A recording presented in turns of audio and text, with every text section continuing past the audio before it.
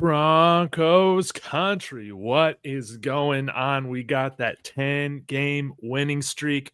Feeling we're going to break down our dominant win over the Vegas Raiders, talk about the Chiefs' kingdom crumbling, and of course, talk a little bit about the Packers matchup we got coming up.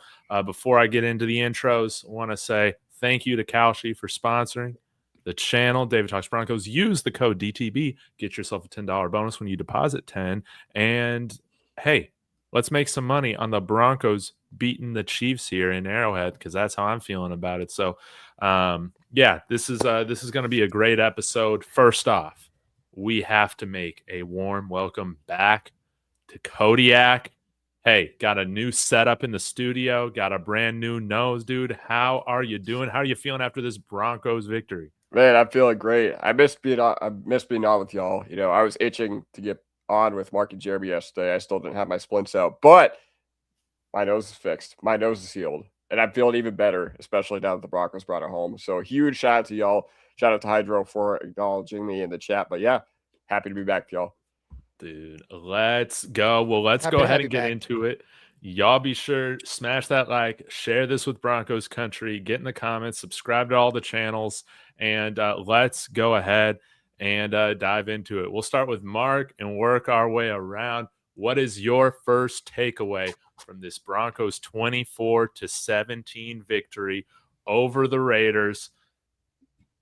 Yes, give it to us. Yeah, a big thing, man, was the run game. RJ Harvey. Do we have our bell cow back? Is he trending in that direction? I thought he looked awesome. Loved the way that he was running. Loved the way that we utilized him. He had 23 touches, and yeah, it was great to see, man. And I think that it wasn't a fluke that we had. Was it either 4 or 5 drives of 10+ plays? I think we had 4 drives of 10+ plays and 1 drive of 9 plays. Amazing old school type of football, and I think that it had a lot to do with our commitment to the run and RJ Harvey. So that was my big takeaway. Second takeaway is that the Raiders are absolute cheeks. Absolutely terrible. Dude, they're awful. All right, Kodiak, give us one takeaway you got from our victory. Yeah, I guess the only takeaway is this is how I want the Broncos to play football, okay? You know, I came into this year thinking that with the additions of Ingram and Dobbins and, you know, the upgraded run game, I thought that we were going to be a much more like possession-oriented team. I thought we'd go 3 and out a lot less on the offensive side of the ball coming into this year. But yesterday, this was a perfect example of what I thought we'd be on offense. You know, we had 2 8-minute drives, you know, 1 10-minute drive. You know, Mark alluded to the fact that we were just churning, and this is how I want us to play football. And I've been saying all this whole year that we had such an explosive offense last year. Where did that go? Well, I don't care if we can play possession. You know, at one point during this football game, we were like 7 for 9 on third downs, you know, and also we had 72 total plays ran and 24 first downs. So every 1 out of 3 plays that we ran was ended up in a first down. So that's how I want the Broncos to play football. And honestly, you guys might think I'm crazy, but this is the game that sold me on them being the team that could actually win the Super Bowl. Like, just the style of play, it sold me. Love it. I love that, man. Oh, Jeremy, what were you going to say? Oh, I was just going to, I said that's interesting. That was the game. To me, my biggest takeaway is that Sean Payton is the governor of the Denver Broncos, and not because he's an elected official or any of that kind of governor, but a governor like you have on your car that doesn't let you go past a certain mile per hour. He's keeping it right now at a certain speed, and he's just like, all right, this we're gonna up until we have to, we're gonna just work on what we need to work on. This is gonna be basically like an organized practice for us. And I mean, that was he could have cranked it up anytime he wanted to yesterday. He did not. He was just like, we are going to slowly choke this team to death. And if we don't need to turn it up, we're not going to. We're going to save it. And that game really proved to me like he's got way more like his fingers on the controls more than I even thought. Man, it was dominant. When was the last time we had 40 minutes of time of possession, man? Maybe it's going I back to the 2015 season. We need a stat guy on here. yeah, I have no idea. I can't even think about that. There's no way the 2015 offense was that good in certain games to where they held the ball for that long. Yeah, I guess that's true, man. But yeah, let's go ahead and get into our stars of the game. You know, the stock up, stock down, all of that. Jeremy, this time let's have you start it off, and we can kind of work our way around. Who's somebody that you want to shout out for either a positive or a negative reason? Yeah, I'll do the low hanging fruit. It's got to be RJ Harvey on that one. We were very concerned and not sure what we had going into a few weeks ago when Dobbins went down, and that was one of those performances. And you could tell early it was that third down where Bo checked it down and he broke a tackle and then picked up a first down that ended up being the first touchdown drive that really set the tone. He ran hard. He didn't try to bounce it outside. He was effective in the pass game. He was effective in the pass protection. He proved yesterday, and we got to see why he was drafted 60th overall and that he can be the guy we hope he can be down the stretch and for this playoff run. Yeah. Dude, how about him? I know a lot of it has to do with the offensive line, but how about him outplaying Ashton Genty? Not pick 6, but pick what, 60, 62? I don't even remember what he was, but 60th, yeah. He was 60th, dude? Yep. Man, Broncos win again. And huh? All right, Kodiak. Pause. Where are you going? Where am I going? Well, I've already gotten a couple shout outs in the chat for my jersey in the background, my new jerseys in the background. Obviously, Hufanga and Palczewski, so I got to give a huge mile high salute to Palczewski out there. But if you guys are wondering where I get my jerseys, China. They're very cheap. They take a few weeks to come in, but yeah, that's where you get them. Either way, huge shout out. The guys who I typically find myself not really liking are, guys, the role guys, the guys that do the unsexy things. Like, I want to shout out Lil Jordan Humphrey in particular and Ab Troutman in particular. Okay. I wasn't very excited when we re-signed Lil Jordan Humphrey. I was like, this guy's a walking, talking turnover. But, the way Sean Payton runs his schemes is very old school. Okay. We're going to have a fullback. We're always going to have dudes that can block at tight end and wide receiver. Even if you think it's a deterrent to our overall roster quality, some of the names that we've had on our rosters, like, I don't know, Mercedes Lewis is probably not going to be there on many other teams. That being said, the buy-in you get from all the role players is fantastic. So I just want to shout out Lil Jordan Humphrey, Troutman, Mercedes Lewis. And there's another one who I'll let one of you, another role guy, wink, wink, who I think one of you will take. So I'm not going to shout about yet, but huge part of the offense, and if those guys can click in December, then we're going to be a tough team to beat. Facts. Mark, who you got? Yeah, you mentioned an Adam, but you mentioned the wrong Adam, and that is my guy, Adam Prentice again, man. Talk about a role guy. Talk about somebody you need to add to that jersey collection. I think that we need to get a Prentice jersey because, man, he is fun. I really wish that he scored on that one where he had broken out. That would have been awesome. But every single time he touches the ball, this dude gets a first down. He does all the dirty work. Did a great job lead blocking. Really just love the physicality that Adam Prentice brings. And it brings kind of that old school nature to this offense, which I love. It might be boring to some, but I mean, I'm all about it. So I thought Adam Prentice was awesome, man. Yeah. How about just him becoming everything we were hoping Andy Janovich would be, right? If we had 22 Adam Prentices, imagine where we'd be. We'd probably be undefeated. We're not getting a leverage call out there, right? With Adam Prentice. So yeah, I want to see him used more as like a passing target. He just why not? He reminds me kind of Howard Griffith, right? Back in those days a little bit. Just get him the ball, see what he can do. I guess my stock up, man, I'll leave Bo Nix for somebody else, dude. We only had Crawshaw on there one time. We only punted once the whole game, I believe. But it was a beautiful punt. You'll love to see it. He should be a Pro Bowl punter. He might even be, all pro, depending on how it goes. But one punt right at the 5-yard line, And I can't remember if the Raiders actually drove the length of the field there. I don't think they did, right? Surely that wasn't the Kenny Pickett one. But anyways, he did a fantastic job. Stock up for punter Jeremy Crawshaw. Jeremy, who are you going with?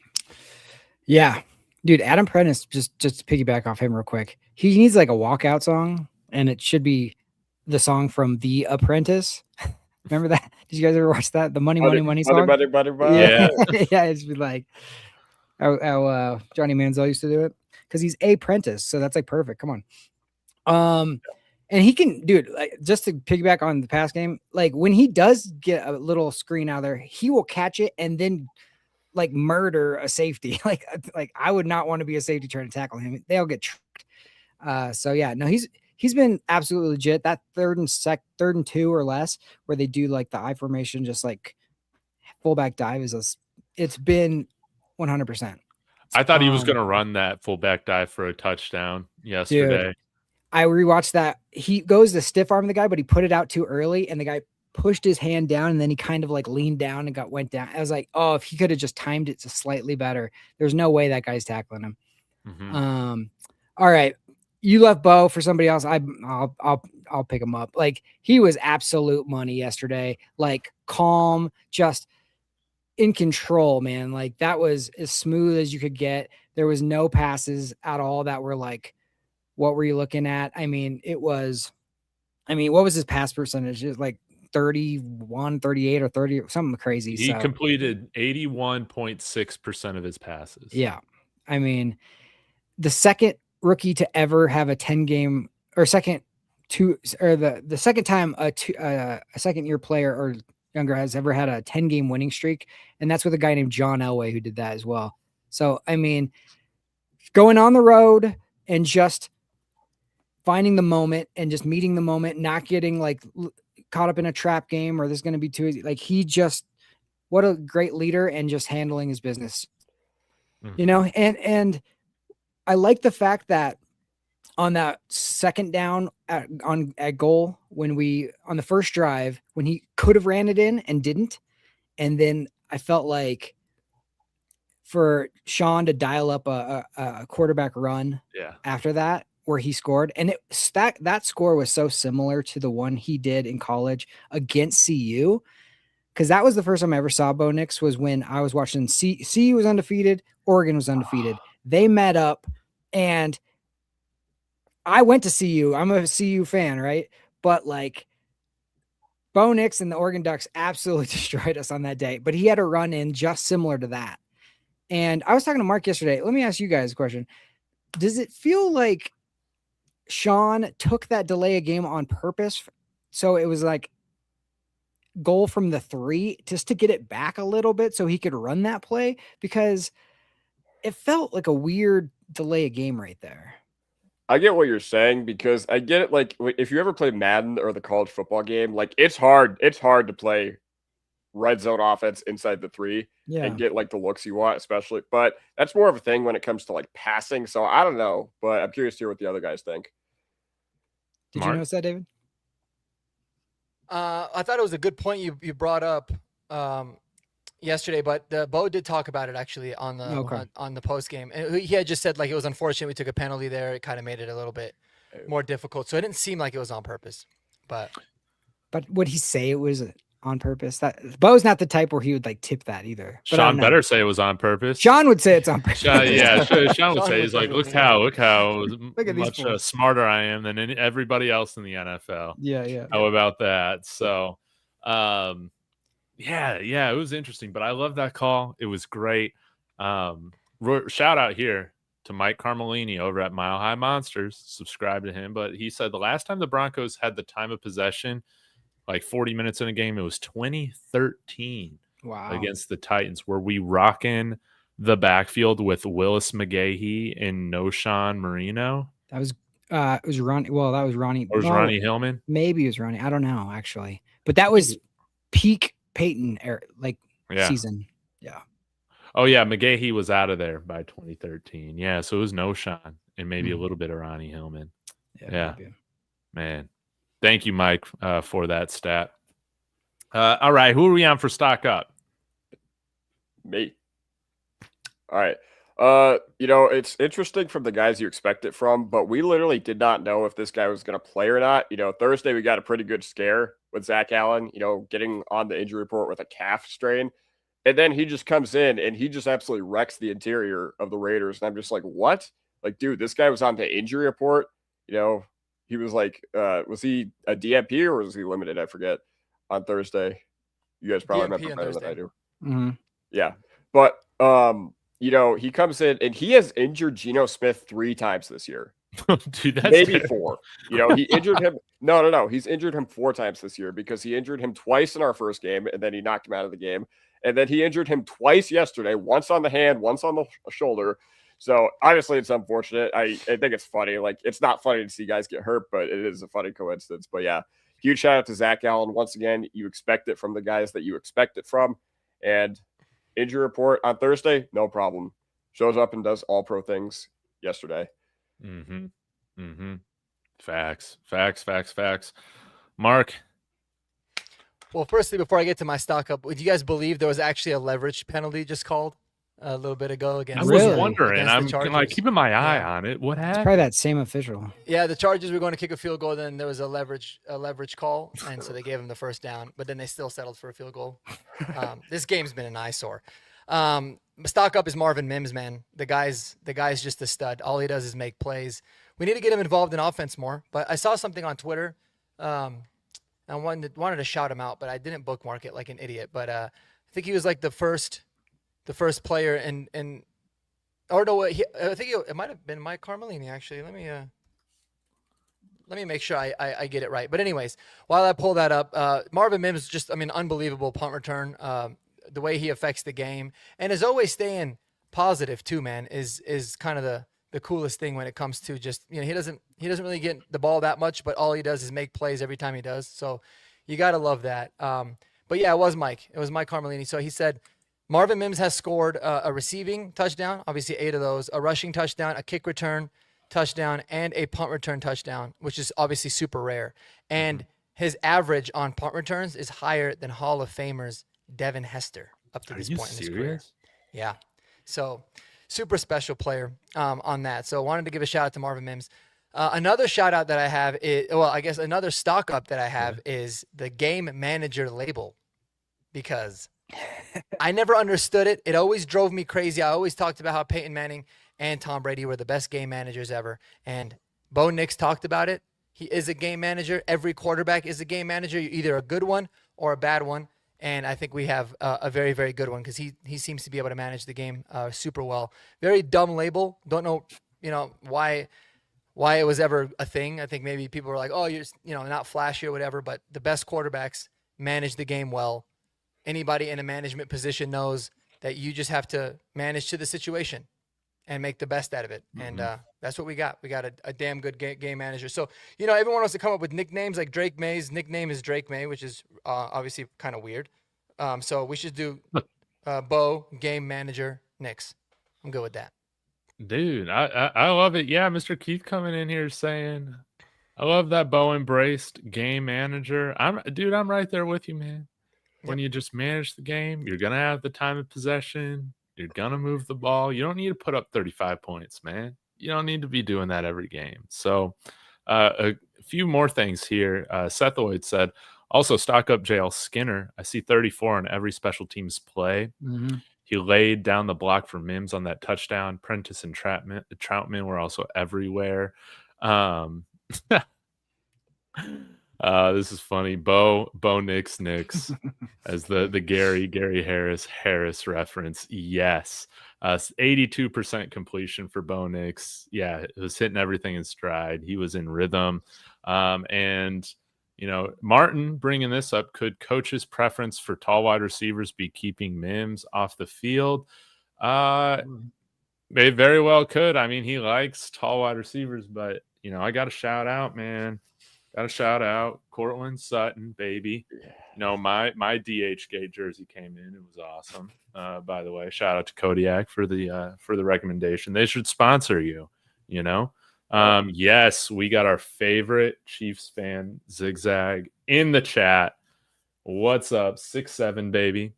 But Courtland Sutton, we targeted him more than Troy Franklin, and our offense continued to move. And I think that was very important. 10 targets, multiple third down conversions. He was great. And I got some more thoughts on the receiving core, I think, like moving forward, but let's continue to just incorporate targets to Court, man. He was coming down with pretty much everything. There was one that I thought where PI was going to be called, and he didn't end up catching that, kind of towards the left sideline. But he was great. And I think he should be in striking distance of another 1,000-yard season. So, guys, any other shout outs right now? I know that we've covered kind of most of the bases, but I definitely want to hear y'all if you got more thoughts. Yeah, I got a couple real quick. I just want to say welcome back, Jonah Ellis. I thought he played really hard and played really well. He had been out for a really long time and he brought it. I got a big stock down, and that was like the ref / game clock operator / like whoever measures out like yardage. That game was so infuriating. And another big, we'll put sports betting in there too. Anybody that bet the over of that game or the whatever, like got completely screwed. Partly because the game clock operator, like I don't know what was going on. They tried to tick off the last part of the half, right before the half. They tried to add seconds to the final field goal to give him an extra one. It was like the whole thing was just a debacle. There was one where it was like Bo picked up the first down. Then they said it was 4th and inches. Then as they said it was 4th and 2. Then they moved it back to 4th and 1. And I was like, nothing's changed. It's changed 4 times. How? So I don't know what was going on with that game, but that was the one frustrating thing. I was just like, can we get just capable people? Who laid on him for like that delay of game call? Brandon Jones. Yeah. Dude, why? The clock was about to run out, dude. It didn't even matter though. Like the fact that if they wouldn't have taken a different angle, it's the video people decided to take a close up and you couldn't really tell what he did. If they would have just stayed wide, every single person who saw that would have been like, that's not anything. It was nothing. I mean, he laid on him for maybe half a second. There was nothing to it. Maybe Brandon Jones had the over. Maybe he did. Yeah. They should investigate. Because he was like, you know what? Screw this. I'm going to delay. Because I mean, it's an annoying call because it's like, dude, they're going to run out of clock anyways. But I think it was the right call. If you're asking me, like, just don't do that. They all do that. Again, very annoying because it looked like we didn't whoop them up like we actually did. Dude. It's the same thing I say about Nik Bonitto every year. Every week, he does something extra that gets called that shouldn't probably get called, but it does. And it's just like, just don't do it. And that's how I feel about the Jones thing. He just didn't need to.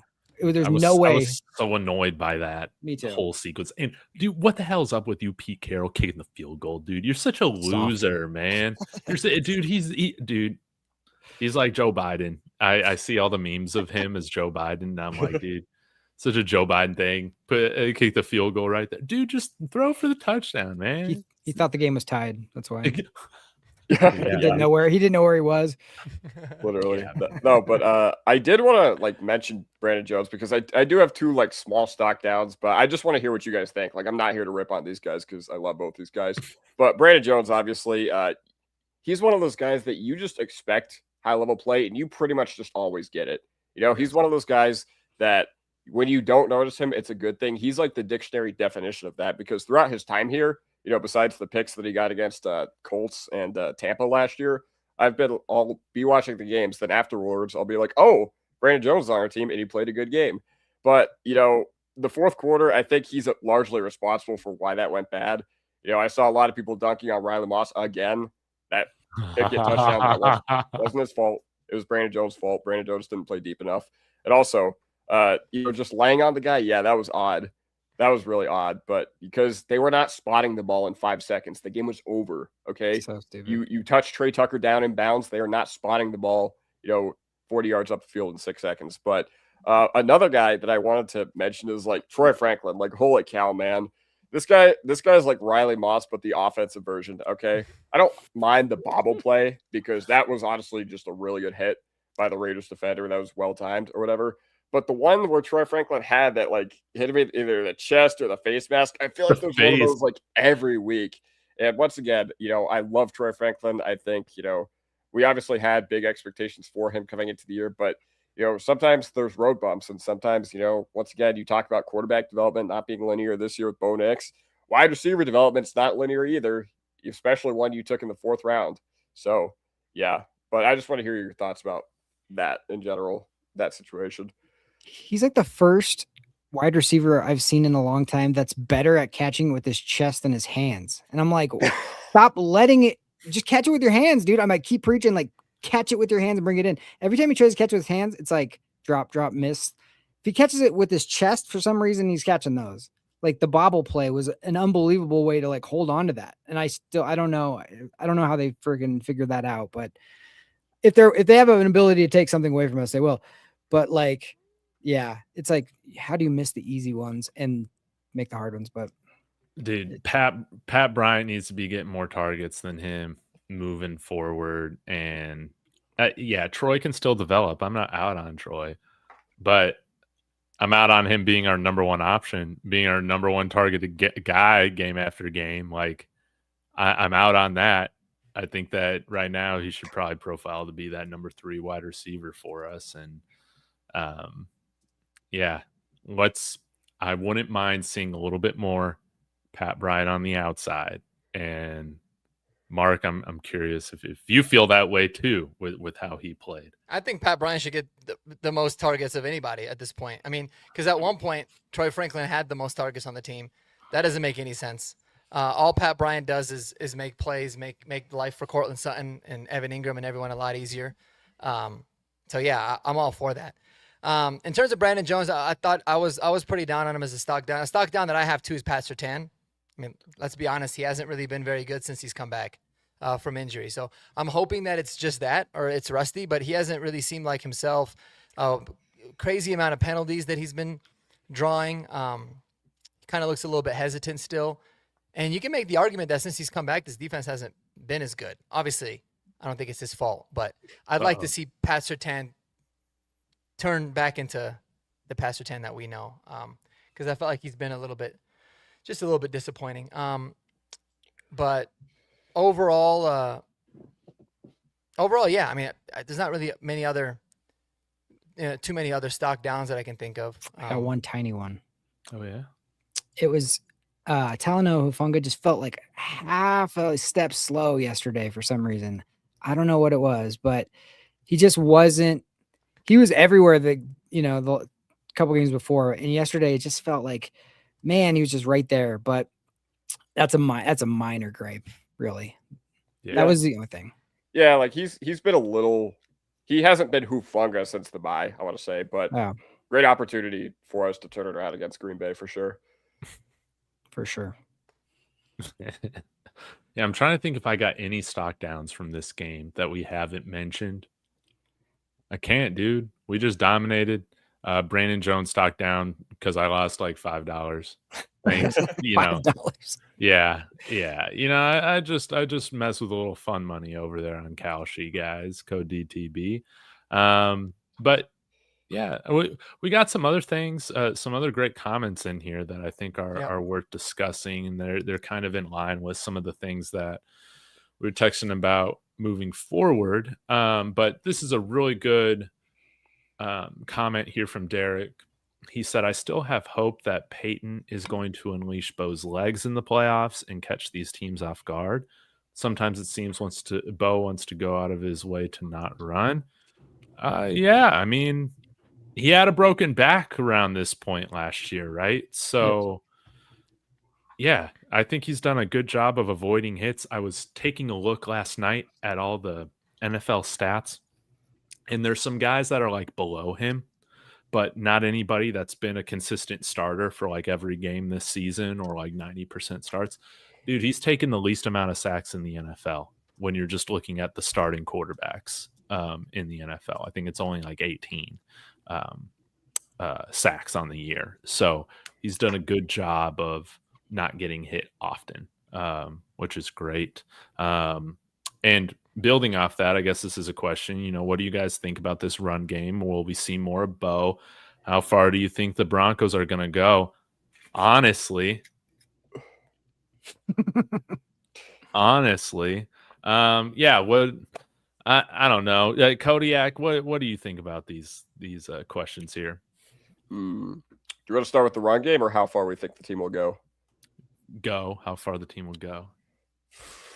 I'm telling you what, if we can hang on to this 1 seed, we'll be tough. We'll be a really tough out. But I haven't really thought about how far I think we're going to go. It's easy for me in the preseason to be like, all right, I think we're going to win these games. We're going to lose these games. And then bam, bam, bam. Because, that's before the year begins. You don't have real shit to talk about. But when you come on week by week and you can actually watch the games and you understand, the nuances of the team and like how the offense is playing, how the defense is playing. I don't know. That's really interesting because I think I don't have a finite prediction of how far they can go. I have, ideas in my head about who I want us to match up against in the playoffs, who I don't want us to match up against. So I'm not going to give you a very exciting answer. This could probably be better reserved for one of the other people that, I don't know. Do you guys have any like predictions? Have you guys thought about where you see us winding up this year? I got asked this like 3 times this weekend. And honestly, I don't make predictions like that because we can go as far as we want to go. I honestly feel like there's not a team we can't beat. Like you said, if we get the first seed, if we get home field, we're going to be really tough. I do feel like Sean has another gear and he's saving things right now. This last month is going to tell us a lot because it's one thing to beat the Raiders and Washington, and those are both road games. That's nothing to sneeze at. Like, you handled your business, but like this last 4 is going to be a test. I mean, it's Kansas City in Kansas City. It's Jaguars at home, Green Bay at home, and Chargers. So like in a month, we're going to know a lot more right now than we do right now. But I honestly do feel like going into this season, we were all kind of in agreement. Like, this was probably not a Super Bowl, run type of team yet, because it's only year 2 of Bo and young team and all that. And now it's like, oh, we're in an opportunity and we're 11-2 or whatever. You have to be looking at the Super Bowl now. Like, you have to have those kind of expectations because you don't always get this. A lot of times you go, oh, well, we'll be back. Like Dan Marino, like went to the Super Bowl early and then never was able to get there again. You have to take advantage when you have the chance. This season is wide open. Why not us? That's the way you have to look at this. And I think we can be, I honestly feel like this team has proved after these last 10 games that they are mentally tough enough to beat anybody. Mm-hmm. I mean, we both beat both Super Bowl, participants, the number 1 offense, the number 1 defense. Why not? Yeah. Yeah, of course. Mark, what do you think? Yeah, I mean, dude, there's no reason why we can't win the Super Bowl this year or at least get there for sure. I mean, we have all the makings in terms of the way that our offense has been playing, the way that obviously the kind of defense that we have. And somebody said in the comments earlier, I don't think this team is peaked whatsoever. And I think that's the scary part. Like, I think we're really just starting to scratch the surface of the team that we can be. It's a wide open NFL this year, man. So it's a great, year to take advantage of it. And someone else in the comments made another good point too, that, dude, we haven't even been turning the ball, like forcing turnovers at all. Like, we've been among the worst in the NFL in terms of forcing turnovers, having such a good defense. And I feel like that's something that's going to turn around and they're going to start coming in bunches. And if they start coming at the right time, man, or like in the playoffs, especially, we're going to be an incredibly tough team to be, man. Mm-hmm. Incredibly tough. So there's no reason why we can't. There really isn't. I mean, we kind of, I think this team has ticked the boxes off of everything. So I'm curious what you think, David. I think that we all thought Sean Payton was a little crazy in preseason for saying that this was one of the teams that he felt could win a Super Bowl right now, right? We're like, okay, I think when we talked about expectations coming into the year, we're like, let's win a playoff game. Like, we were just happy to be at the dance last year, and this year, let's win a playoff game. That'd be great. This team has far exceeded, those expectations, and they don't really have a glaring weakness on the team right now. And someone said, hey, maybe we might get Dobbins back for the playoff run. I mean, wouldn't that just be insane? But Harvey's done a great job. And I just feel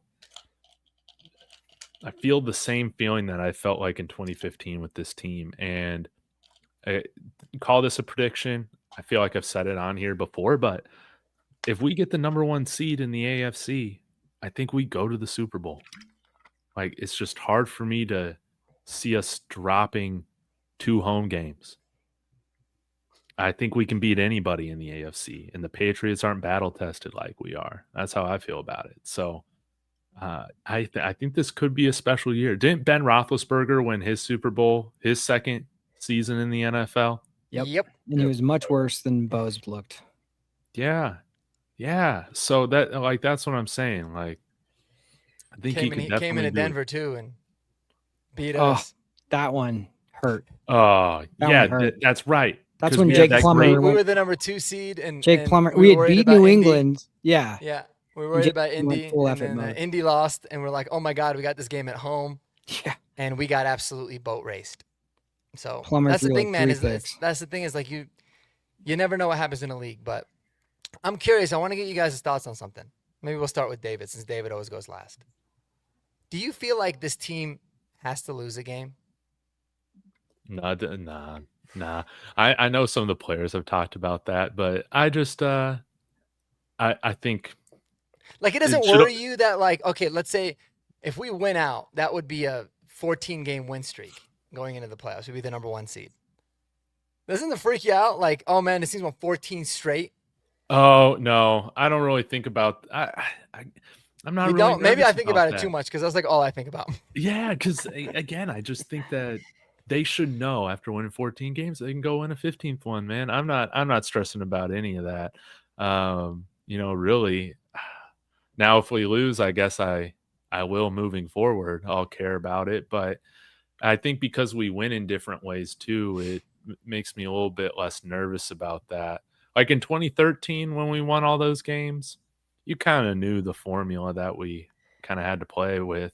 And I guess in 2015, for that matter, too, our offense has a lot more upside than that 2015 offense did. So, yeah, I'm not worried about it at all. What say you guys? I'm a little I'll just say, like, if I had my pick, if we could say, okay, we're gonna lose a game, but we're still gonna have the number 1 seed, or you're not gonna lose a game and you get the number 1 seed, I would prefer to lose a game and have the number 1 seed. Me too. Personally. But I will say this with a caveat.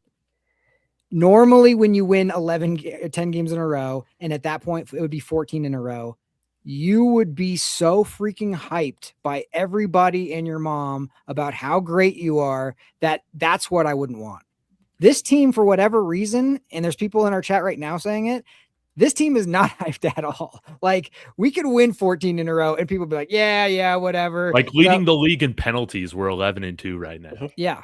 I mean, so that's the one thing that I would say is, like, even if we do get to 14 in a or win 14 in a row, I don't think we'll get full of ourselves because everybody says we're crap anyway. So, like, if that's the only way I would choose to be like, okay, I'll do it. But, like, I'm with you most of the time. Like, streaks are not good. I don't like, oh, this team hasn't lost since blah, blah, blah. Or this team, just like, I don't want any of that noise. Just focus on it. Because then it's added pressure for no reason. You know, I remember, like, the winning that second Super Bowl in 98 or 99 or whatever. And the guys, when they won it, they said in the first Super Bowl, they were like, it was euphoric. It was the greatest feeling I ever felt. And then defending the championship and winning it, they were like just relieved. And they were just like, I'm not even going to celebrate this. I'm just going to go to bed because I was just exhausted. That's kind of what streaks are. There's an extra level of difficulty. You're up on a high wire that you kind of feel like, so if I could prefer to have it one way or the other, as long as we get the number 1 seed, I'll take a loss just to focus myself. Here's what I do have to say about that. Yes, I do think this team needs to lose a game to maybe stay grounded. But the good thing is, not only did we already lose one of those games, we already lost 2 of those games. We lost 2 of those games, early in the season to go to 1-2, and they were probably the worst possible losses you could have had. Okay, Colts on a freaking leverage penalty, and then the Chargers. Defense was absolutely exhausted. Defense did a heck of a job that whole game, but they were bearing the weight of the offense for pretty much the whole game. Then they just took a bunch of stupid penalties, and that's what propelled us to be so good this upcoming year. Like, I truly don't think we're as good in these late games had we not learned from those mistakes of the Colts game, had we not learned from the mistakes of the Chargers game. So, Mark, to answer your question, yes, I do think the team needs to lose the game, but I think they already lost it. And I already think they lost 1 and 2 of those games that they needed to keep us grounded. Mark, yeah, I mean, I just feel like I don't remember those losses. Go ahead. Yeah, I was going to ask you, would you rather the team lose a game and have to play New England on the road, or be the number 2 seed and play a wild card weekend, or would you rather have them just win out and let's say the Broncos and Patriots just win out, but we would finish with the number 1 seed because of the tiebreaker? Which one would you rather have? I'm curious. No, I mean, I think you're always going to choose the 1 seed. Anytime you sorry, I really needed Lad McConkey to catch a football. I was like kind of panicking. If Endoplasmic is in here, he knows why. Sorry, that was like totally bad. But anyways, he finally did. So, no, I think you always choose the number 1 seed regardless of streak because you're playing 50% less games. It's a massive. It means a lot. And the thing is like, I don't know, man. This could obviously be me just like overthinking a lot, right? Because the only real season the Broncos had, aside from 1998 when we had a huge streak, but I think we even lost late in the year. We did because we went 13-0, right, or 12-0. They were talking about a perfect season. We ended up losing 2 games late in the year, and that kind of like reinvigorated the team. So not even that year. The only year that we went into the playoffs on a big time streak was in 2012, and then we lost to Baltimore in the first game. And so maybe I'm just scarred by that. I don't know how history works with a lot of teams like that in terms of like the ones that go in, super hot. Like, I even remember like the 16-0 Patriots, in the playoffs, man. They ended up winning the 2 games and going to the Super Bowl. Obviously, they lost that one, but they didn't even look good then. It's like it's a big burden to carry. And even though we have playoff experience from last year, it's way different this year, dude. Way different. Because what really, like last year, it was like we were playing with house money. There was no pressure on us. Yeah. This year, it's going to be, there's a lot of pressure, like a lot. And so that's kind of the thing for me. But I don't think we're going to win out anyways. I think it's just an unbelievably tough schedule. In an ideal world, man, someone said it, I think too, in an ideal world, like we got the number 1 seed locked up after week 17. The week 18 game is the game that we unleash all the backups, man. That's a nice Jarrett Stidham game. Stiddy. And, maybe the Chargers got a lot to play for and they beat us fine and you just regroup and you go that way. But I don't know. I get weird and like superstitious about those kinds of things. So that's why I wanted to ask. That's a good question. Martin's saying we sound like that SNL skit years ago with the Bears guys. Yeah. Bears. Talking about losing, man. That's so funny. Yeah. Minimum 8, Pete. Yeah. I love those guys. I got a question for you guys, though. I texted about it. Dude, is the Chiefs' kingdom crumbling? And is Broncos country going to reign the AFC West? I put out this reel. Thank you, Mark, for commenting on it. I definitely want to get your thoughts more on just the state of the AFC West and the AFC in general. But, man, Mahomes is kind of looking a little old, man. He doesn't necessarily have that same mobility. I know he might be hurt, but sometimes, man, those injuries can catch up with you. Dude, he completed like 41% of his passes last night, throwing hospital balls all over the place, just getting his guys concussed, laying out interceptions. Thank you to everybody who trolled some of the Chiefs shows with me. That was a lot of fun, Kodiak. But dude, like I'm really feeling like this team is set up to go on a nice run in the division. And Bo Nix, he's just better than Patrick Mahomes right now. It's a strange conversation that people don't want to have, is that Patrick Mahomes is playing awful football, man. And I think he is one of the main reasons why they haven't been able to close these games out in the fourth quarter. He just hasn't been good. So, I'm curious what y'all think about that. I don't know, man. Like, it's a lot of fun, like shitting on the Chiefs, obviously, after all the years that they got to be able to do the same to us and the dominant. So, I mean, I'm enjoying it. I love seeing them be terrible. But I think in reality, like if you take the emotion out of it, the real reason that well, first of all, you have to understand that like every team, every dynasty has a moment where they just kind of fall off a cliff. I mean, you look at the first dynasty of the Patriots, they kind of were, I mean, they were still making playoffs, so they were still decent, but they really didn't do anything for like a decade until they ended up winning again and then having a couple more, another dynasty after that. The thing about it is like, I think Patrick Mahomes is absolutely pressing. He's definitely not playing well, but man, dude, his offensive line is horrible. And I think it just goes to show that like, it really doesn't matter who the quarterback is. If you are terrible on the offensive line in terms of protection, you're just not. You're gonna be set up to get killed and not look good. And in addition to that, like he's got decent weapons, but Travis Kelce looks like he's just thinking about Taylor Swift the entire game. Literally, like he's just not at all locked in. So it's a big transition year, and I'm gonna enjoy the hell out of it. And I'm gonna troll as much as I can, but yeah, I mean, I just don't think. I don't think I'm ready to just like bury them moving forward. But what is nice, I will say this, what is really nice is that the fear factor that the Chiefs used to cause teams is just not there anymore.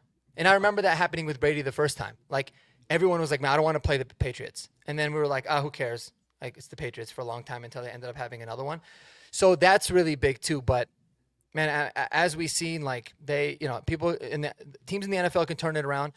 And they've played a lot more football than everyone else over the last 3-4 years. Mm-hmm. I sound like I'm defending them, so maybe this is like a good other side of the story to have. And in addition to that, too, man, like they've consistently had, because they're finished first in the division, the hardest schedule, like the most difficult. They're always playing the best teams, so that goes into it as well. So yeah, they've been bad this year. It's awesome. I love it, but I'm not ready to like jump to conclusions about Pat Mahomes being done quite yet, because it wouldn't surprise me, and I hope to God I'm wrong, but it wouldn't surprise me if he played at a high level for another decade. Yeah. No, I think you're right. Like on a lot of things, Mark, like they are down to their like third, fourth string offensive lineman at pretty much every position. I think Humphrey is the only one that's still like not injured. That's an actual starter on their offensive line. But I mean, the Chiefs, they're not what they once were offensively, but they haven't been since like 2022. Okay. 2023 and 2024, that was not the Chiefs offense that we were used to seeing. And while, yeah, it's cool to see them regress, like, I don't know, if this continues into next year, then we'll revisit this conversation and we can, happily whatever. But yeah, it's just years of poor drafting. It's years of, just a lot of things. I think they just don't have that same fire anymore. It's a lot of things that's finally catching up to them. So, yeah, I don't know. I don't think Mahomes specifically is like done. I think anybody who, tried to put him in legacy arguments, like, I don't know. A lot of people I've seen on Twitter have said that Mahomes is the GOAT. He's the most talented to ever play football. Get out of here. You should be banished from legacy arguments if you actually believe that. But, I don't know. I'm just not ready to say they're done yet. Like you, Mark, if this continues into 2026, then whatever. We'll revisit it, but let's see how everything shakes out. Yeah, no, for sure. They had two things that always was going for them, which is like, and this is what the Patriots had too, is that lore of just like, oh, we got to do something crazy to beat this team, so we're going to do something, and then they end up doing something stupid and just handing it to them. That's what, like, so many teams did the Patriots. People did that to Kansas City.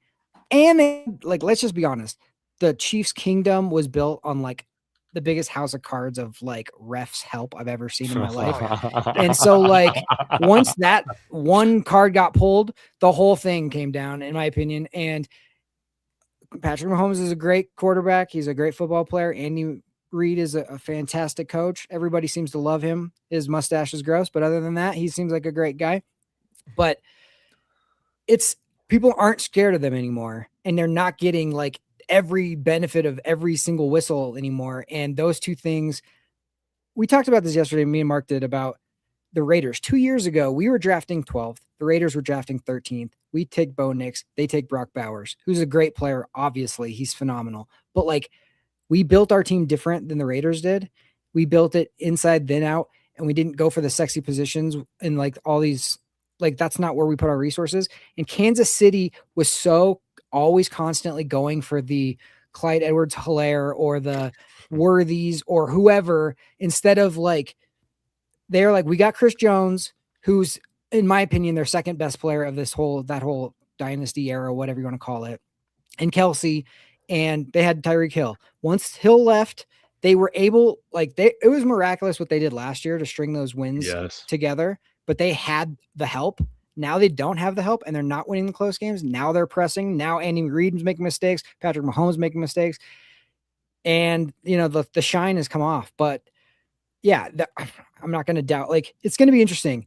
The one thing I heard today that I thought was a good point is the Broncos, the reason why we feel so good about it is this feels like the beginning of a run. Yes. Because Bo Nix is young, Troy Franklin, Pat Bryant, RG Harvey, all these people, right? We're like on the come up where they are like Andy Reid's old, Kelsey's old, Chris Jones is old, Patrick Mahomes getting older. There seems like they're on dipping down. So that's where it's kind of, I don't ever doubt them. I have a question and giddy up later about it, but that's the biggest thing I think about Kansas City. I don't think anybody's scared of them anymore. Even yesterday in that 10-10 game, when you figure Houston looked dead in the water. Their offense couldn't, as soon as they were getting pressure, they couldn't do anything. And what does Andy Reid do? He panics and goes for it on fourth down when he absolutely controlled it. It was so stupid. And that's the thing that people did to them that gave them wins. And now they're doing it. Yes. So it was a ridiculous decision, man. In terms of them making the playoffs, Shy, I mean, even if they win out and finish 10-7, they pretty much don't have any of the tiebreakers with any of these other wildcard teams. So I think the odds are I think they're under 10% right now that they make the playoffs. I think that's something like that makes sense. But sorry, that topic took a little while, but let's get into the hold your horses or giddy up, Jeremy. All right, let's go. Let me do, let's see. All right, let's just piggyback on that. I'll go to Kodiak here. After losses by both the Chiefs and the Ravens yesterday, New England is now our biggest concern. I would say, as far as who I'm concerned about, I mean, yeah, I'm pretty worried about New England, but I wouldn't say they're our biggest concern. I think the teams you don't want to play against in the playoffs, you got to realize that New England's missing Will Campbell and Jared Wilson on the offensive line. I don't care if the game's at Gillette. I don't care if the game's here. Our D-line is just flat out going to win us the game.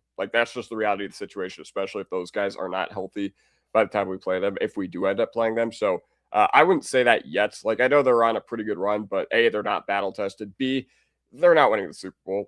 Good quarterback, great coach. I mean, great quarterback, great coach. But the rest of the pieces really still aren't there. I'll tell you the teams who I think we really, really should be scared of are the teams that match up well with us, the Texans and the Chargers. Don't want to play them. I don't think anybody should want to play them now. So I hold my horses on that one. Interesting. Okay. Let's go. I know how Mark's going to answer this question, so I'll give it to you, David. Pat Bryant, not Troy Franklin, has a brighter future in the NFL. Giddy up. Giddy up. Absolutely. He is so tough. The slant god 2.0. I want to see Sean Payton start to target him, like Mark said, more than Troy Franklin, man. Maybe even more than Courtland Sutton. But I think his ceiling is a number one wide receiver in this league. And yeah, I really wonder how bullish Sean Payton is on him. We'll find out this offseason because we might not necessarily make the move people want at wide receiver to fill out some other positions. And a lot of that could be because of belief in Pat Bryant. I want to see him play more outside. I just want to see him go up against some of the better corners too, in the NFL. I want to see him go up against the best and see how he performs. So Troy, he has always kind of reminded me of Kenny Stills. Can he be Kenny Stills for us? And I think he absolutely can. Can he be Brandon Cooks? When I have my orange colored glasses on, he absolutely can.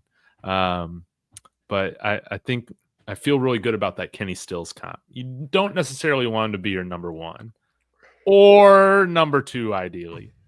But Kenny Stills is a really great 3.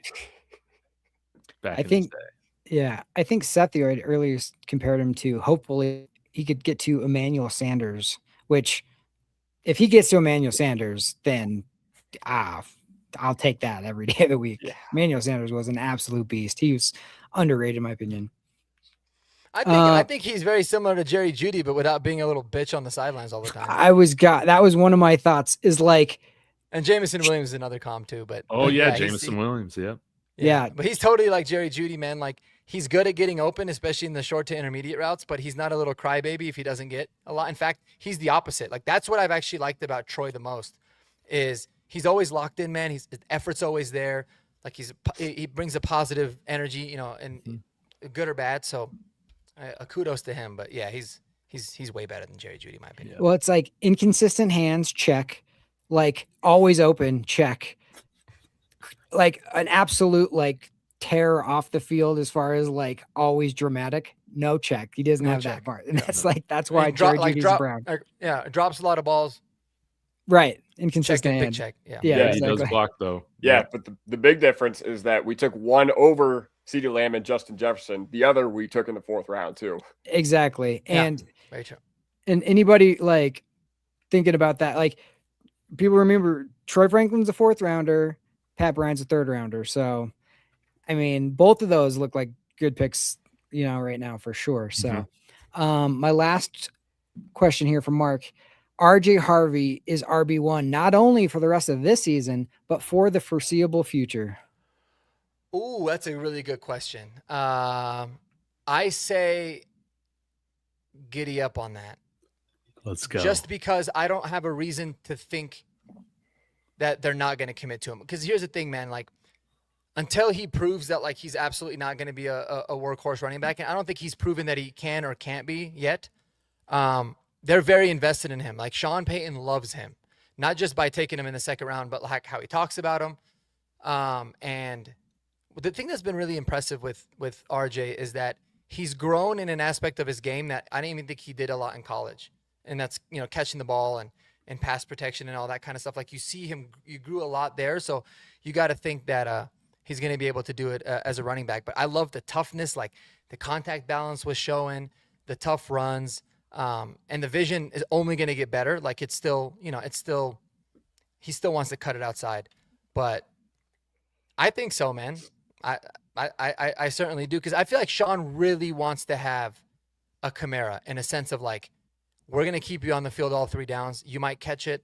You might get burnt running, but the versatility that would bring would be massive. Because now it's like you still know Jaleel's on the field, he's probably going to get it. Tyler Baday's on the field, he's probably going to get it. So I think he really wants to have just a full workhorse. So yeah, I think so. Yesterday was the first game I saw where he didn't look like he was thinking as much. Exactly. It felt like he was just attacking and breaking tackles and doing his stuff. And that was where I was like, that's the guy I remember seeing in college when we were doing the draft process. And I was absolutely thrilled when we drafted him, because I was like, okay, I've seen this dude can be it for sure.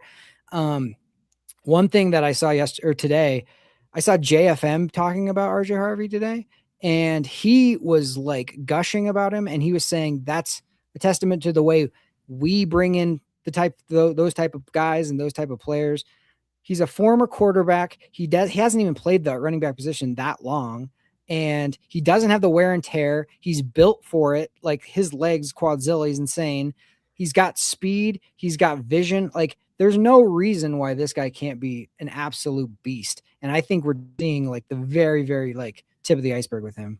Mm-hmm. But the fact that JFM, who also, I love the fact that he's calling everybody like that when he's like the one guy who hasn't got paid, and he's 100%, you could tell he's bought in. He's 100%. Yeah. We're Broncos. And that's a great sign, because if there's anybody in that locker room who could be like, well, I'm waiting to get mine and this and that, it would be him. And he's not like that. And I love the fact that the defensive players who had to pick up the offense for most of this season are all in on the offense. They're all in on Bo. They're all in on RJ, all in on these young guys. And now when the offense is starting to like pick up for them, it's just like, there's no you and us. It's just everybody's like one big unit. And I love that. That's why this team could go as far as they want to go because of that. Mm-hmm. All right. One last question. This could go for anybody or everybody. Okay. Week 18, if you have the option and it comes down to you letting LA win to keep Kansas City out, because that's the tiebreaker situation that they need, what do you do? And let's say you haven't lost yet. Well, what's And the it doesn't situation hurt for the you. Broncos? It doesn't hurt you. Losing doesn't hurt? Okay. Oh, Yeah, I'll that's give you two great. options. This one doesn't hurt you. Okay. You're already, this is a meaningless game for the Broncos. Do you let the LA Chargers win? They make the playoffs, or do you beat the LA or play a normal game, maybe beat them? But then if you do beat them, Kansas City gets in. I say you phone it in. Like, the most important thing for me going forward, for us, I think we were talking about a few weeks ago, you and me, Mark. The most important thing was for the Chiefs to miss. Like, I would 1000% have taken the the 2 seed. When we theoretically were still in that conversation with Indianapolis. Which, speaking of which, holy cow, that might be a disaster for them. But they're not making the postseason. Yeah. But if it was different and it was like, all right, you got to win to keep the 1 seed, then whatever. We'll play the game. You don't want to send that message and be like, we're scared of them, But if it's completely inconsequential, absolutely, fuck them. Absolutely. Exactly. I'm with you. Absolutely. Do you sit the starters and give them basically 2 weeks off in general? I mean, I think that's kind of the first question. Yeah. Why not? Use rust as a weapon. That's interesting. That would be that is a monkey wrench in there. It's like, do you want 2 weeks off? That's a lot. Yeah, it is. I think that like what I would do personally, man, is I would do it no differently than like I wouldn't play that game any differently, whether it meant the Chiefs get in or the Chargers get in or whatever. Like if we were playing the Titans, right, and it was a meaningless game, like I would play it like that, and then however it unfolded. I don't think you can go in there and like try to do something on purpose, but it would be really fun if we and I don't know if I would actually want to not play our starters. I think I'd probably bench like Zach Allen, PS2, like a lot of the defensive guys that, and I'd probably play Bo in the offense a little bit. But yeah, it's interesting. But yeah, I don't know. I don't think that you would lose a game on purpose to try to keep Kansas City out. Especially, I don't know. It was funny because earlier, Cody, like you had said that the teams that you were worried about were the Texans and the Chargers. Yep. I'm surprised that you said the Chargers, because the Chargers right now, with the way that their offensive line is beat up, it looks like it's going to remain beat up. Like, yeah, I think personnel-wise, that is a good. Personnel-wise, it's a good matchup for us, but we have struggled a lot against the Chargers. Yeah. The skin and bones, just the way that team is built, it's built to counteract how we've built our team. Okay. Yeah. And I know they don't have Slater. I know they don't have Alt, but, we saw it week 3. I know they're not the same team without Alt, but still, it's a team with a strong defense. It's a team that, they play physical, and, we struggle against physical teams, even if they don't have the same personnel. But yes, they do scare me quite a bit. Like, not as much as Houston, but yeah. Yeah. I think I'm still scared of Buffalo. They're a mess in a lot of different spots. Like, I think we should be able to get good pressure, and their defense is like buttery soft lately. But dude, when I watch Josh Allen play, I literally see Superman. That guy is absolutely ridiculous. Yeah. But it would be cool to kind of avenge. We'll shut him down. We'll shut him down in Denver. Yeah. No doubt. Here you feel a lot better about it here. So, David, what do you think, man? Sorry, I didn't let you respond. Oh, you're good. Yeah, I would probably lose that game. Something sweet about Kansas City just not making the playoffs, man. They can say, well, I guess they made them with Alex Smith and stuff too. So they've made it over 10 straight years. But yeah, I don't really care too much. I think that Sean would probably still play the Stars for a little bit. Because, 2 weeks is a long time off. And didn't we have something similar? I'm trying to think. In, was it 2012 or 2014? Right? I don't. It wasn't 2014. I don't think it wasn't 2015. It wasn't 2012 or 2014. Oh wait, we didn't have the bye in 2014, did we? No, we did, but we had the 2 seed that year. Okay, because didn't we have a couple weeks off, and then we played the Colts, and it was just And Yeah, it was but, like I mean, but John both of our Fox was getting coordinators were- fired. Yeah. Oh, Yeah, and both of our coordinators were already like accepting jobs elsewhere, which Yeah. yeah. Yeah, I remember what happened. I remember week 17 or no, week 16, we lose Monday Night Football against the Bengals, and then in week 17 we play against the Raiders, which at that point was basically a bye week whenever we had Peyton Manning as a quarterback. So yeah, I guess you could say we had 2 bye weeks, but then John Fox, he goes to Chicago, and then Jack Del Rio takes the job at the Raiders. Then we come out against the Colts and have probably the worst game plan I've ever seen. Oh shit. Yeah. Colts It was- just It was My it was camera bad. died. Speaking of, that's kind of Camera a died. good segue. That's kind of a good segue. I got a question. I'm curious to ask you guys. If Vance Joseph is getting job interviews and it's during the playoffs and you're Sean Payton, would you tell him no, you got to wait until after the season? I would Because hope I think Vance, it's bullshit. I think it's bullshit. Like, I think the NFL needs to implement a rule to where coaches cannot interview until the seasons are done. Like, would if love you that. hire a Punished coach for in it. in January versus the second week of February, it's not going to be a big deal. But they're Um, but here's the thing, they're always all about like trying to get the bad teams good and the good teams bad. Like they want like everybody like, always doing this. So they're like, you're punishing the bad teams for like not being able to get their stuff in order, and they're having to wait for it. Like, I know what you're saying, and I agree with you. Like it screws up But teams as that soon are as like it makes going sense, for it. because it's like, okay, then, so you're saying like if I don't know, the Titans were like they were to like almost get first dibs essentially, but like there Right. might be a lot of coaches that are like, I don't want to freaking coach the Titans anyways, and then it ends up being or you end up just kind of like settling. I don't know. I think it's terrible, but I'm curious. I'm curious what you guys think about that, because that's one thing that I was really happy we didn't have to worry about last year, Yeah. and I was hoping that we wouldn't need to. Well, hopefully we don't. Hopefully we just give him a nice raise, make him our third assistant head coach or whatever it is, and Yeah. keep everybody here. If Sean Payton's making 20 mil, you can pay Vance Joseph 6 or 7 or whatever those guys are making. I almost get the vibe. I almost get the vibe that VJ kind of really like he loves it here. Oh, I for mean, it's sure. home for him. Yeah. And I feel like unless it was the perfect situation for him, I don't think he would just like take another job. I think he realized that like if you go to a bad organization, you're in a bad position, like you're going to fail as a head coach. So maybe he's one of those guys that's like, again, unless it's a perfect situation that would make the most amount of sense for him, Yep.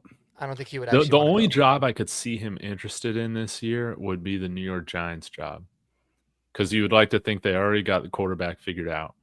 Mhm. But you talk about the Raiders, Titans. Yeah, some of these other teams, man, they're just such dumpster fires.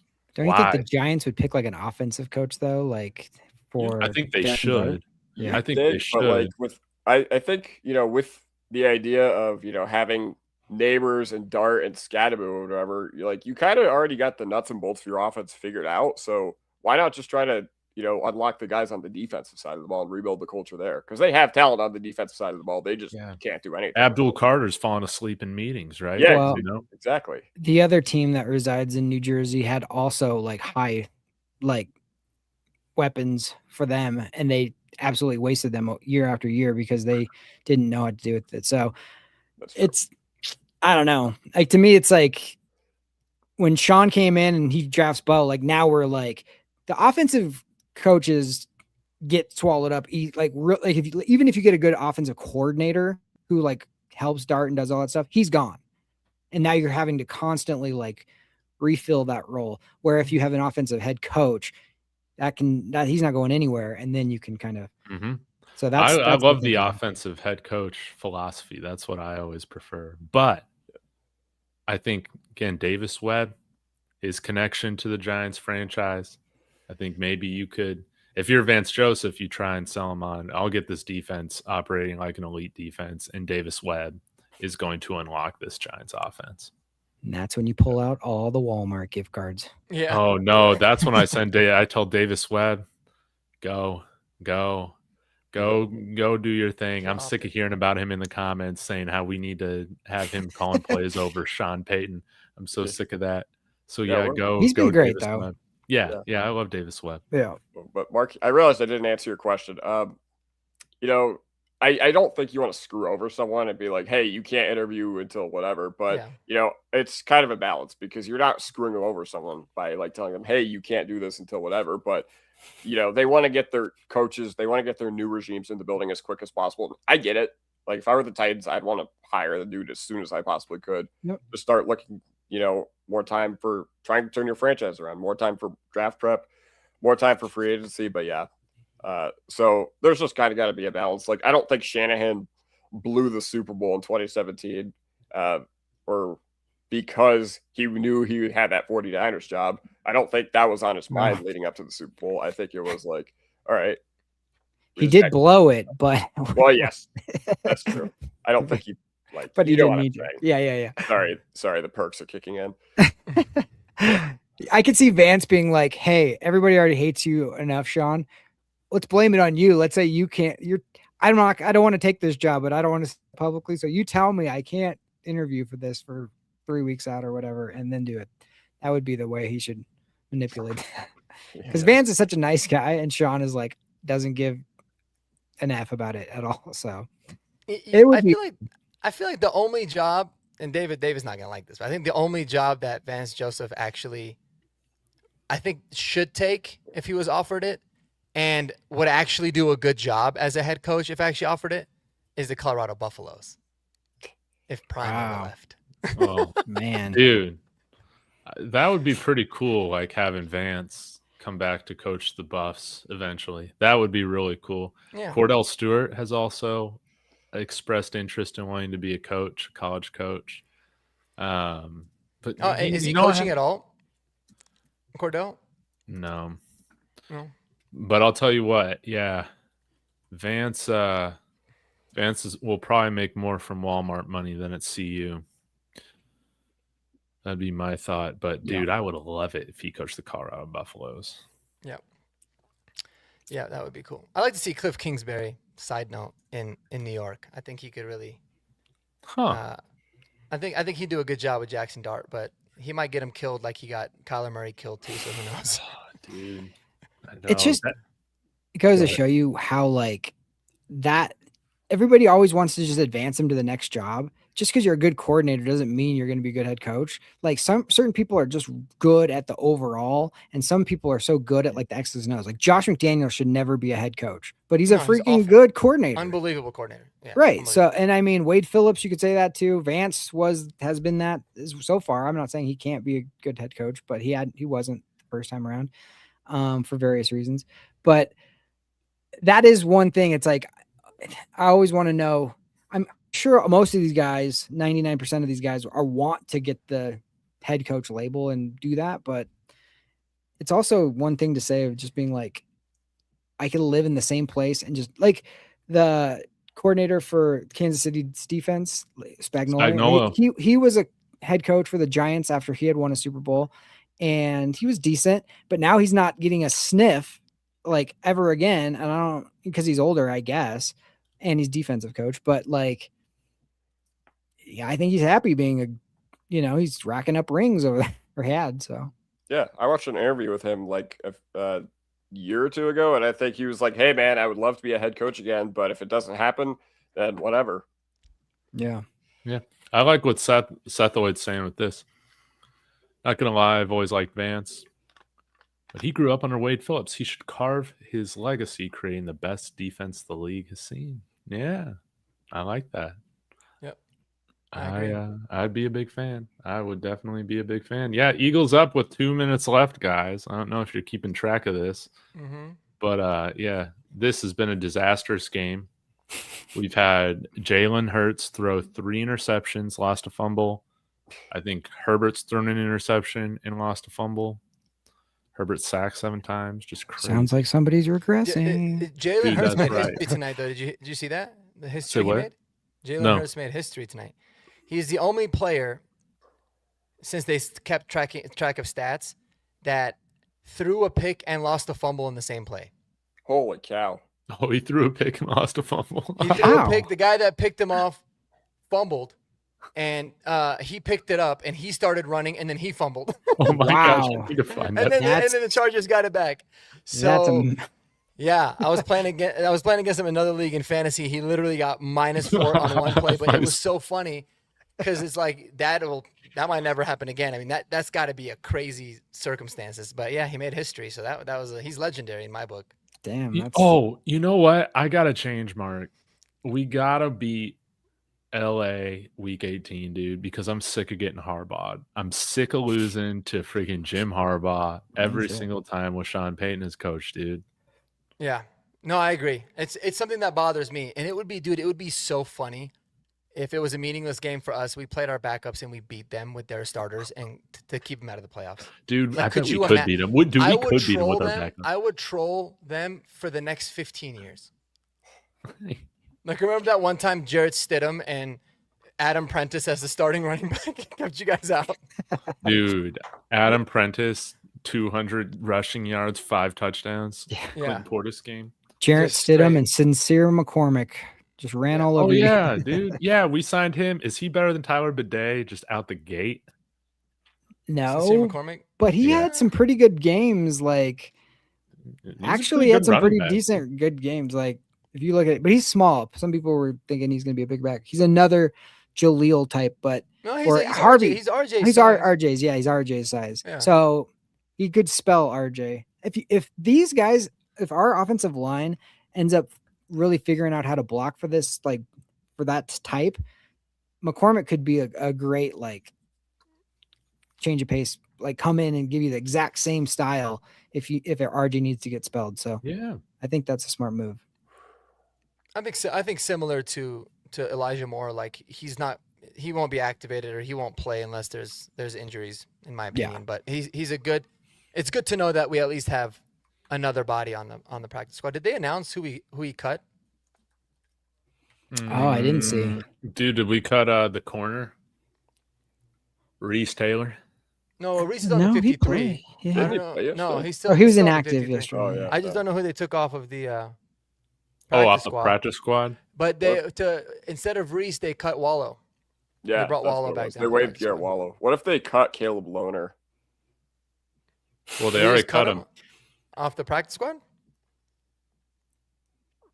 No, was he? Yeah, he's on the practice squad. Oh yeah, but what if they cut him from the practice squad to make room for Sincere McCormick? Yeah, no, that would piss me off. Yeah, that would be annoying. That would be really annoying, actually. This guy's a project. A draft pick. You're seeing this shit through, bro. You hit the bong when you made this pick. You're seeing it through, dude. I don't care. That's right. Now, do you think if it was week 18, we already are in the playoffs, let's say we're solidified in our position, and the Chargers are probably going to make it, like, we can't really keep them out if we beat them. Do you think Sean would not give them anything, just play super vanilla everything? That way, if we see them in the playoffs, you got something for them? Or do you think that they already know us so well that you don't even need to do that? Good question. I don't know. Yeah, it'd probably just be vanilla stuff. Yeah. I mean, you throw them some stuff, but ultimately it's a division game. Like, they're going to know your tendencies pretty well anyway. So, yeah, I don't know. I just have this sneaking suspicion. I could be totally wrong, but I just have this feeling Sean has, like, he's just constantly like, ooh, that worked really well. Okay, I'm just going to keep that. He actually has some good trick plays thought of that.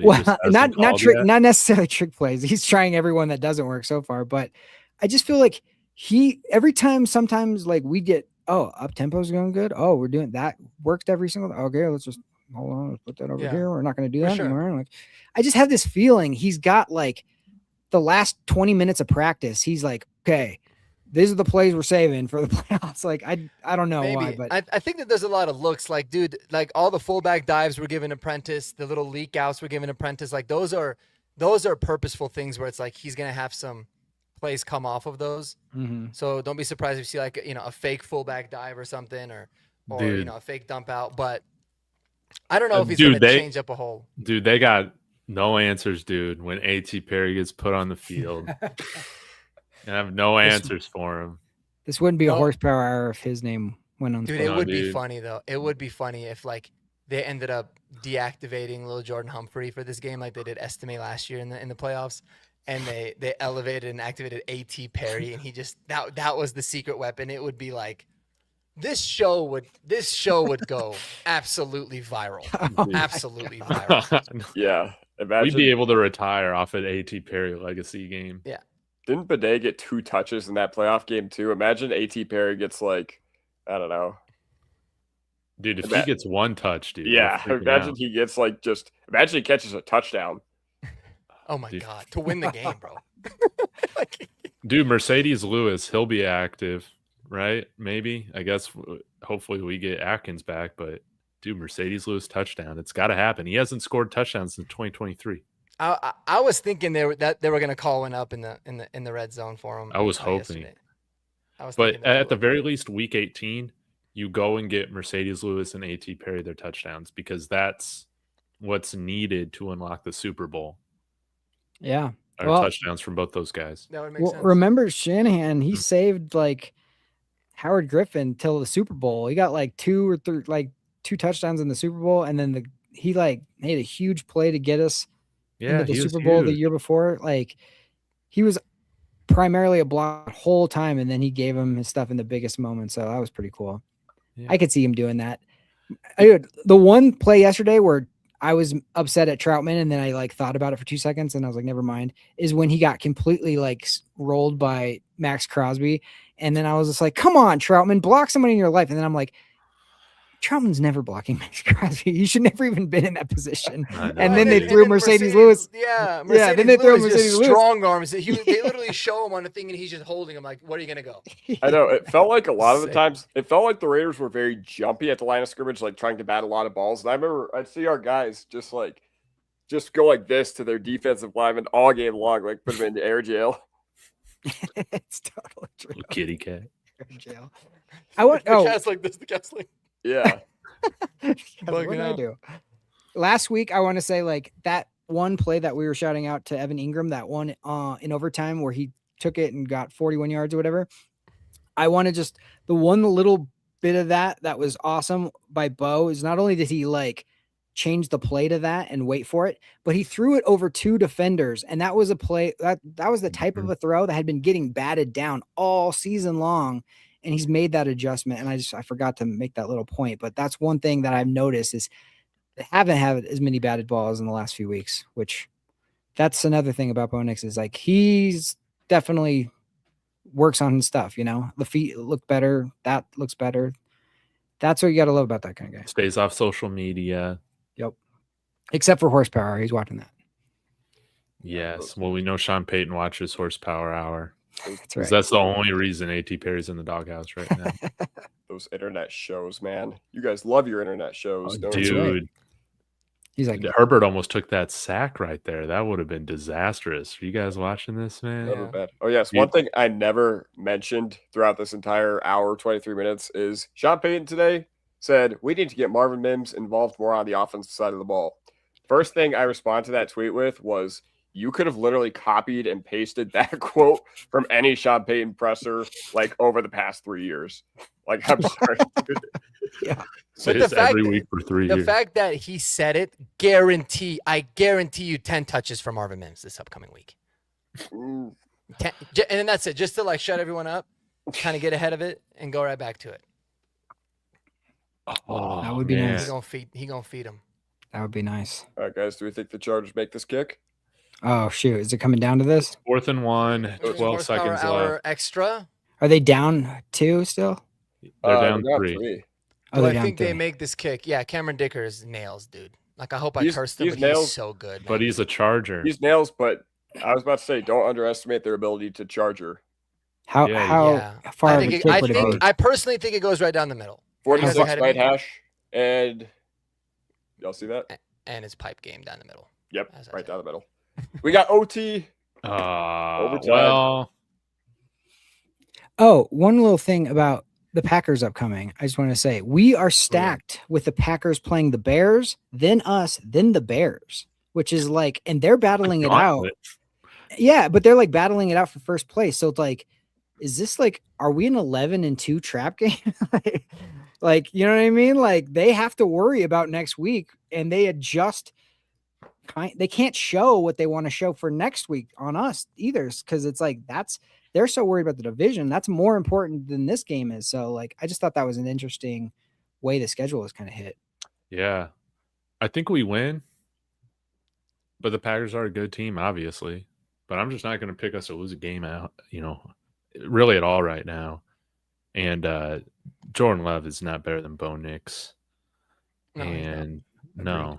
And we should be able to stop Micah Parsons. That's how I feel about it. Dude. It's Josh Jacobs that scares me. When's the last time Josh Jacobs? Dude, hasn't that played guy well owns against us. Yeah. He literally is like LaDainian Tomlinson was to us growing up.